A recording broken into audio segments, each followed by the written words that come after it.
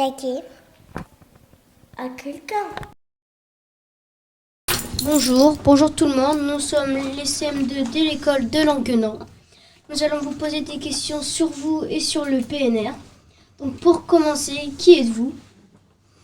Bonjour à tous, moi je m'appelle Dominique Mellec, je suis responsable du développement durable à l'association Cœur Émeraude, qui est en charge de la mise en route du parc naturel régional Vallée de la Rance, Côte d'Émeraude. Ok, et quel est votre rôle de président? Alors je ne suis pas président, moi je suis salarié de la structure. Le président, c'est le maire de Dinan, Didier Le Chien aujourd'hui. Et nous sommes une douzaine de salariés dans Cœur Émeraude à disposition du territoire, à la fois pour faire le parc et aussi à répondre au quotidien à toutes les questions relatives au développement durable. Ok, merci. Et pour suivre, quel est le rôle de Cœur Émeraude? Alors le rouge, on a nous l'obligation. On répond au conseil régional qui souhaite faire un troisième parc en Bretagne, troisième parc naturel régional. Donc c'est un dossier qui sera décidé au final par le Premier ministre, donc Monsieur Attal, et c'est un document assez complexe à opérer. Il faut faire un diagnostic de la situation, mettre tout le monde d'accord sur le territoire. Donc ça prend un petit peu de temps, et depuis une quinzaine d'années, on s'attache à répondre à ça et à fabriquer ce parc. Ok, et comment et pourquoi vous êtes venu l'idée du PNR sur ce territoire? Alors pour faire un PNR, il faut se retrouver sur un territoire qui est très riche, avec beaucoup de patrimoine, que ce soit du patrimoine naturel ou du patrimoine historique. Et il faut que ce patrimoine-là, au regard de l'activité des hommes, soit éventuellement un petit peu en danger. C'est-à-dire que si on continue, par exemple, à construire comme on fait dans certains villages, on va se retrouver sans aucune terre agricole. Si on continue à être très nombreux à venir faire du tourisme sur le secteur, on peut se retrouver avec des espaces naturels côtiers qui sont un peu fragiles, surpiétinés. Donc c'est à la fois d'avoir un territoire très riche, avec un patrimoine exceptionnel, mais que ce patrimoine-là, il est éventuellement un peu en danger.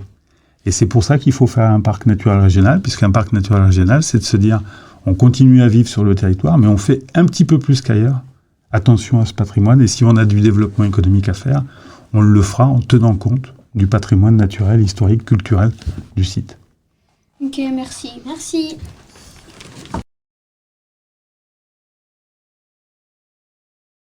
Bonjour, de ce que nous avons appris, le PNR et la protection de la nature, un engagement de 15 ans, mais aussi c'est prendre l'avis du territoire, des acteurs du territoire, pardon.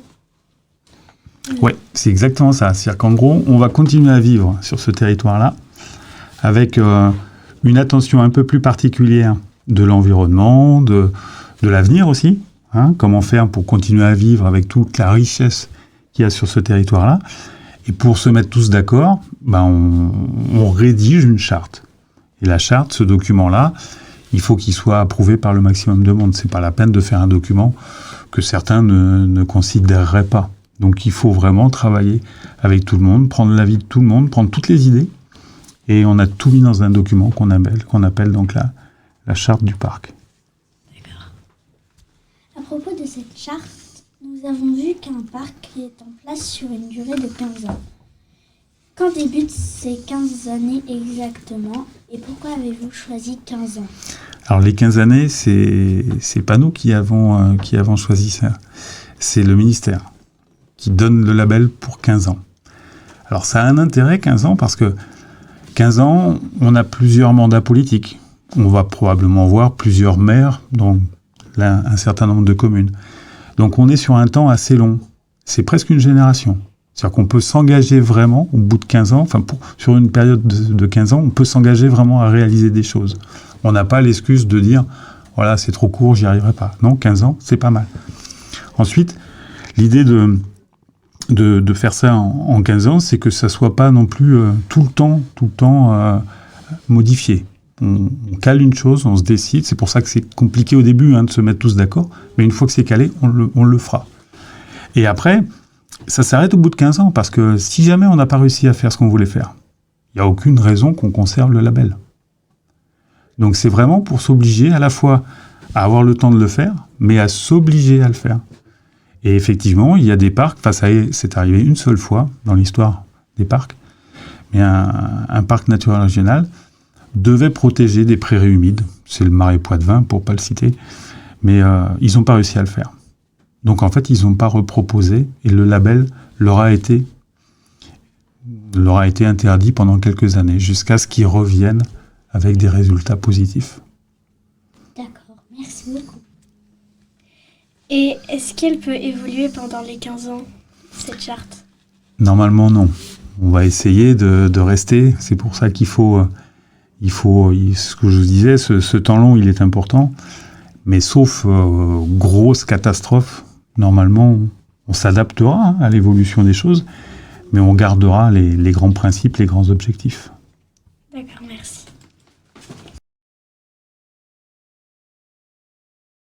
Vont informer les acteurs du territoire de la mise en place du PNR. Alors là, le parc, si tout se passe bien, il va démarrer dans quelques mois. Et pour le coup, on va communiquer dans la presse, on va communiquer dans les radios, peut-être à la télé, et on va faire une très très grande fête le 4 et le 5 octobre à Léon, pour inviter le maximum de monde à venir faire la fête, et on appellera ça la fête du parc. Et très certainement, on fera une fête comme ça tous les ans, pour que les gens puissent échanger, que les gens puissent se voir, discuter, créer des projets. Après, on va mettre en route un certain nombre de groupes qu'on appelle des conseils, pour que les habitants puissent conseiller ceux qui vont diriger le parc, que les associations puissent aussi diriger ceux qui vont diriger le parc, enfin conseiller. On va faire un conseil économique aussi, avec des entreprises qui vont se mettre ensemble, discuter, puis réfléchir, et éventuellement proposer des idées pour que le parc fasse des choses pertinentes, etc. Donc en gros, on essaiera de communiquer au maximum, et ce qu'on fait nous aussi aujourd'hui, et déjà je vous remercie, parce que l'émission qu'on va faire aujourd'hui, vous allez forcément la diffuser. Vous allez déjà aussi faire œuvre un peu de communication. Donc, un grand merci. Et puis, il ne faudra pas hésiter à nous inviter pour qu'on en reparle. De rien. Et une fois que vous avez informé tous les acteurs, comment faites-vous pour prendre en compte tous leurs avis? Alors, informer tous les acteurs, c'est l'idée, c'est l'objectif. On n'est pas loin de 150 000 habitants sur ce territoire-là. 150 000 habitants, ça fait... s'il fallait mettre tout le monde à un petit déjeuner, ça ferait énormément de monde. Donc, informer tout le monde, ça sera l'objectif, mais on va probablement avoir des difficultés à informer tout le monde. Mais l'idée, ça sera quand même de multiplier les informations, multiplier les échanges. On va aussi beaucoup utiliser les médias qui existent, les gazettes des communes, le journal, etc. Et donc, tenir compte de la vie des gens.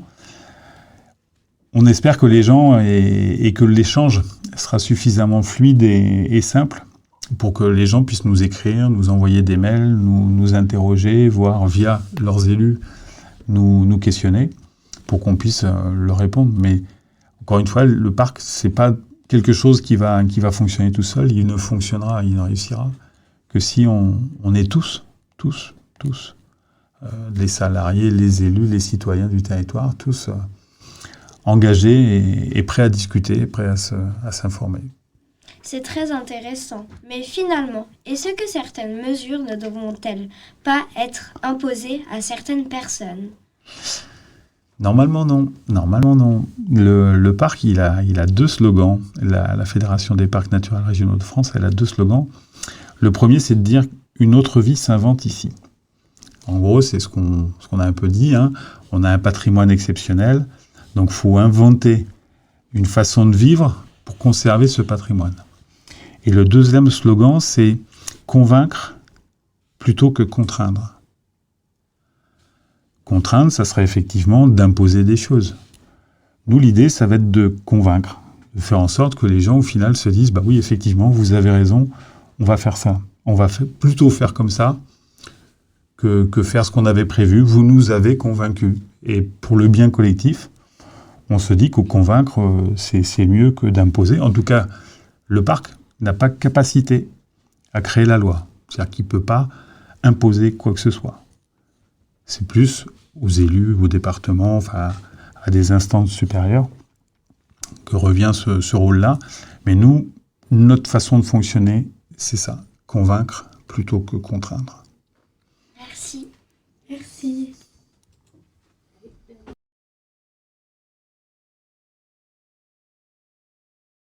Plus précisément, concernant la commune de Languenan, nous savons qu'un bois va être aménagé. Est-ce qu'un aménagement de ce type sera proposé dans les autres communes du territoire? Alors, vous faites référence au Champ Paris, me semble-t-il. Hein. C'est une parcelle d'un hectare, un peu plus d'un hectare, qui est au-dessus de l'église, là, et qui vient de devenir propriété communale. Et je ne sais pas si dans chaque commune il y aura quelque chose comme ça, mais je connais déjà plusieurs communes qui ont exactement la même chose. Et qui nous appellent aussi, exactement comme Languenan, qui nous appellent pour qu'on les conseille quant à la gestion de ces boisements-là. On aura peut-être l'occasion d'en rediscuter avec Languenan, parce que là, on fait des réunions régulières avec l'équipe municipale pour savoir quel est l'avenir qu'on va donner à cette parcelle-là, sachant que les arbres resteront, ça c'est acquis. Mais quant à savoir ce qui y sera fait, on a quelques pistes, mais il me semble que on est à quelques semaines d'échanger collectivement pour savoir ce qui s'y fera. Merci.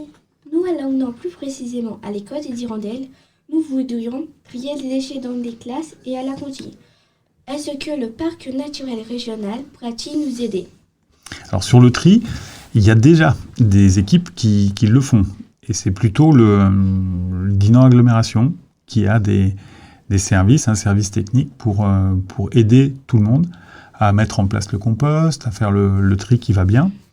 Le parc, quand quelque chose est déjà fait par quelqu'un, le parc, en fait, il s'en occupe pas. S'il considère que les choses sont bien faites, il n'a pas lieu de venir en doublon, si vous voulez. Par contre, on pourra échanger sur l'avenir des déchets, parce que c'est très très bien de trier. Mais on s'aperçoit qu'au final, on a trié des choses, mais pour refaire fonctionner et utiliser ce qu'on a mis dans différentes catégories, c'est pas si simple que ça. Et en gros, ce qu'on s'interroge, nous, au niveau du parc, c'est de se dire, le tri, c'est bien, mais est-ce que si on générait moins de déchets, ce serait pas mieux? Oui, d'accord. Donc c'est un peu ça qu'on travaillera avec les services des différentes collectivités qui s'en occupent. Mais typiquement, le parc pourrait commencer à réfléchir à tout ce qui est consigne, par exemple. Est-ce que vous connaissez ce terme-là qui est d'utiliser plusieurs fois, par exemple, la même bouteille? D'accord, Plutôt que de s'en débarrasser, de la mettre effectivement dans le tri, ça c'est bien. Mais si au lieu de la remettre dans le tri, on s'en resserre plusieurs fois, ça fait autant de bouteilles en moins au final. c'est vrai. Donc ce seraient des choses comme ça qu'on pourrait imaginer ensemble. Merci pour ton temps. Au revoir. Merci d'avoir répondu à nos questions. C'était un vrai plaisir. Au revoir. Au revoir.